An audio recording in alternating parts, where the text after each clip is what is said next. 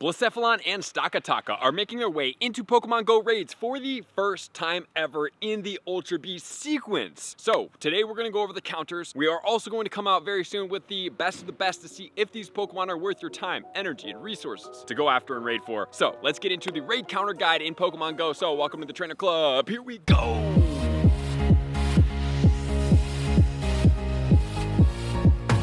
From Thursday, May 23rd, all the way until June 1st, we are going to be getting these two new Ultra Beasts making their way into Pokemon Go. And not only that, guys, do not forget that you can evolve your Poipole all the way into Naganadel in Pokemon Go. So you will have to put it as your buddy and catch 20 Dragon-type Pokemon, and it's going to cost 200 candies to be able to get it there. So that is going to be how you do it. I would love it if they were to put Poipole, even if it takes an evolution, and Cosmog into raids at some point, even if the Cosmog has to be elite raids, because I would really enjoy trying to get a better quality IV of both of those Pokemon. And not only that, guys, as always, I would love to see even swap mythicals in the game. Please keep making a ruckus about this because I don't really enjoy that none of us can re-roll our mythicals. I get not having more than what we are allotted, but at the same time, if you have one that's not very good and to re-roll it in a lucky trade, I think is always beneficial here. And on to the Ultra Beast. So we have the Stakataka. That one's going to be in the Eastern Hemisphere, and the Blacephalon is going to be in the Western Hemisphere. So depending on where you are at, this counter guide will help you out. You can skip over any of the ones that you don't care, and remote raiding is going to be your friend. So if you guys do need more friends or you want to get into raid battles, please check in the description, jump into the Discord, discord.gg/thetrainerclub, or you can also join the Patreon and even get on my friends list to get more raid battles, which is going to be fun. Okay, so let's start off with the Stakataka in the Eastern Hemisphere. The Stakataka is going to be a rock and a steel type Pokemon, which makes it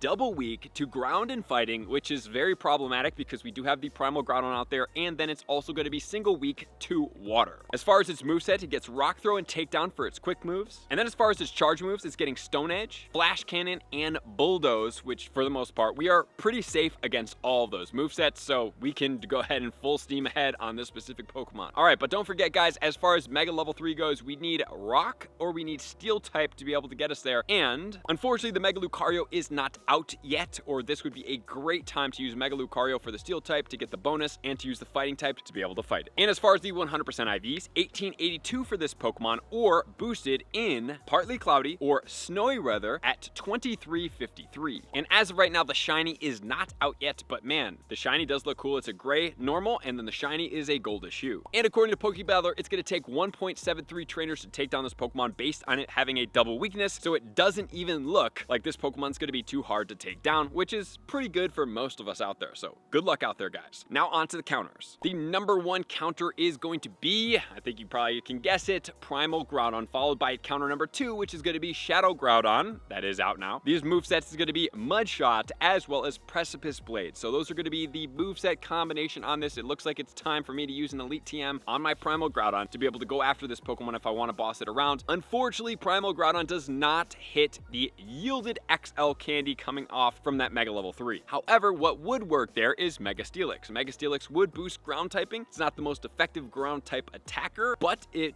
does yield with the steel type combination that XL candy if you have one at Mega Level 3. In spot number 3, we have Mud Slap and Scorching Sands on Shadow Excadrill. In spot number 4, we're going to get Counter and Close Combat on the Mega Heracross. In spot 5, we have Counter and Focus Blast on the Mega Blaziken. And then in spot 6, we have the Mudshot and Earth Power on the Mega Garchomp.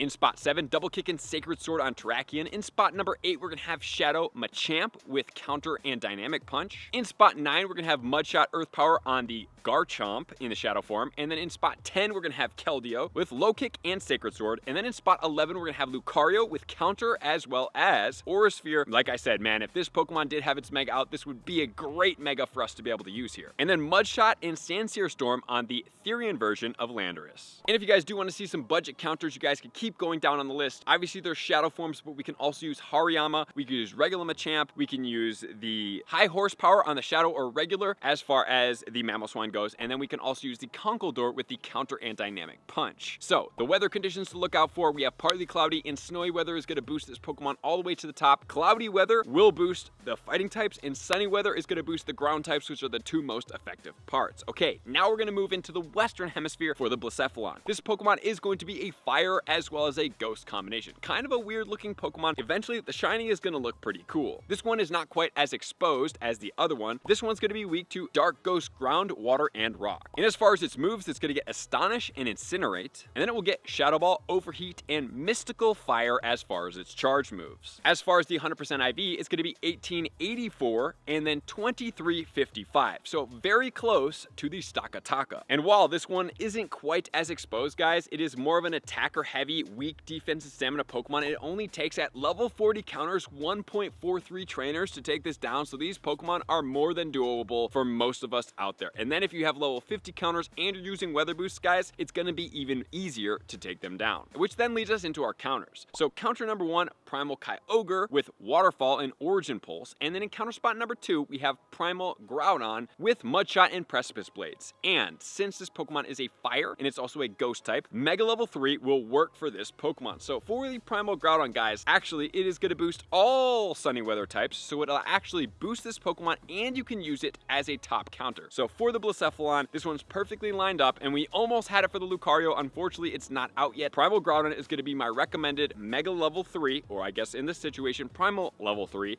to be able to use. So hopefully you guys do have at least one, maybe multiple of them to be able to go after and obviously take this one down. If you don't have Precipice Blades, it's time to use an Elite Charge TM, speaking to myself here, to get it on this Pokemon. In spot number 3, we have Smackdown and Brutal Swing on the Mega Tyranitar. In spot 4, we have Bite and Brutal Swing on the Shadow Tyranitar. In spot 5, we have Mudshot and Hydro Cannon on the Mega Swampert, followed by number 6 with his Mudshot and Earth Power on the Mega Garchomp. In spot 7, Waterfall and Origin Pulse on the Shadow Kyogre, followed by Mega Diancie. You don't see that one coming in very often. With Rock Throw and Rock Slide, the top rock attacker in the game, followed by Mud Slap and Rock Wrecker, which is a Calm Day move for the Rock Wrecker, on the Shadow Rhyperior, followed by Water Gun and Hydro Cannon on the Mega Blastoise. Mudshot and Precipice Blades on the Shadow Groudon, followed by the Mega Houndoom. And if you guys are looking for a little bit more budget counter, it's in spot 17, we are going to have the Tyranitar, and then in spot 18, we're going to have the Hydreigon, and you can go down the list from there if you want to keep checking them out. As far as the weather conditions go, sunny weather is going to be a very good friend of ours because it's going to boost the Blacephalon, and it's also going to boost the ground typing, which is going to be effective from the Primal Groudon. So that is going to be a fantastic weather condition. Partly cloudy weather is going to boost all of our rock type counters to go after this Pokemon. Rainy weather is going to boost all of our water type counters, and then in the foggy weather, we're going to get a boost from the ghost type to the Blacephalon, and it's also going to boost the ghost as well as the dark typing that's going to be effective against this Pokemon. So there you have it, guys. Those are the counter guides. Enjoy yourself. Make sure to share this video for anybody that is curious. And as far as the Eastern and Western Hemisphere, I hope you guys get it. And the shinies are officially not out yet. So that's going to do it, guys. Love and appreciate you. Thank you for being here as always. To all of my likers, commenters, subscribers, Patreon members, everybody takes your support, subscription, participation to X level. I'm going to see you guys out on the next video. Peace. I want to take this time to thank everybody who supports me in every facet. It means the world to me, and an extra special thank you to all my Patreons. I greatly appreciate the extra support to continue to allow me to pursue Pokemon Go full time, allowing me to create my daily video uploads in the most timely fashion for everyone's benefit. Plus, I get the amazing experience of sharing my creative processes behind the scenes and raiding all around the globe with select upper tiers. Thank you everybody for being a part of the Trainer Club. You all mean the absolute world to me, and I will see you guys out on the next video.